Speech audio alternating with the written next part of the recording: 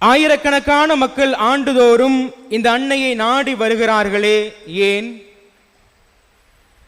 ஏனென்றால் இந்த அன்னையிடம் வந்தவர்கள் ஒரு உண்மையை மட்டும் அனுபவித்திருக்கிறார்கள்.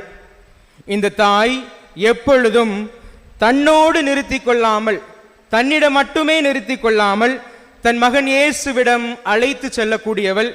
இந்த தாய் நம்மை கரம் பிடித்து ஆண்டவரிடம் வழி நடத்தி செல்லக்கூடியவள். எனவேதான் புனித மான்ஃபோர்ட் கூறுவார், அன்னை கொடுத்து வைத்திருக்கிறது. ஏறக்குறைய நம் ஆண்டவர் இயேசுவுக்கும் இந்த தாய்க்கும் அதிகமாக ஒரே மாதிரியான விழாக்களை நாம் கொண்டாடி கொண்டிருக்கிறோம். ஆண்டவர் இயேசு கருவாக உருவான நாளை நாம் மங்கள வார்த்தை திருவிழாவாக கொண்டாடுகிறோம். அன்னை மரியாள் கருவாக உருவான நாளை நாம் அமல உற்பவ பெருவிழாவாக கொண்டாடுகிறோம். ஆண்டவர் இயேசுவினுடைய விண்ணேற்றத்தையும் கொண்டாடுகிறோம். நம்முடைய ஆன்மீக வாழ்க்கைக்கு ஆன்மீக தேவை அதிகமாகத்தான் இருக்கிறது. இவை எல்லாம் முக்கியம், அதை யாரும் மறுக்க முடியாது. ஆனால் இதைவிட உண்மையாகவே அன்னை மரியாளுக்கு வணக்கம் செலுத்துவது என்பது இரண்டாம் வத்திக்கான் சங்கம் திரு அவை ஏடு எண் 67 தெளிவாக சொல்லுகிறது.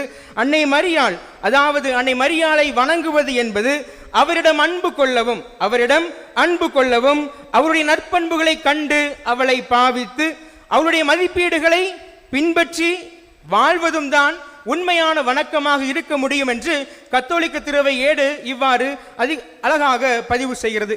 ஒவ்வொரு ஆண்டும் நாம் இந்த தாய்க்கு பெருவிழா எடுத்து கொண்டாடி இருக்கிறோம்.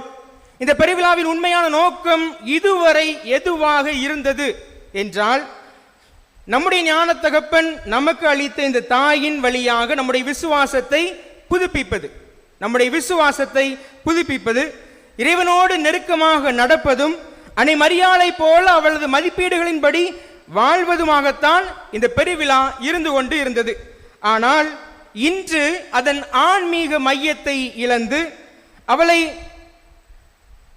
விளம்பரப்படுத்தியும் அரசியல் செய்தும் இந்த தாயிடமிருந்து ஆதாயம் தேடவுமே இந்த பெருவிழாவானது மாறி வருகின்ற மிகப்பெரிய ஒரு அபாயகரமான சூழலில் நாம் வாழ்ந்து கொண்டிருக்கிறோம், சந்தித்துக் கொண்டிருக்கிறோம்.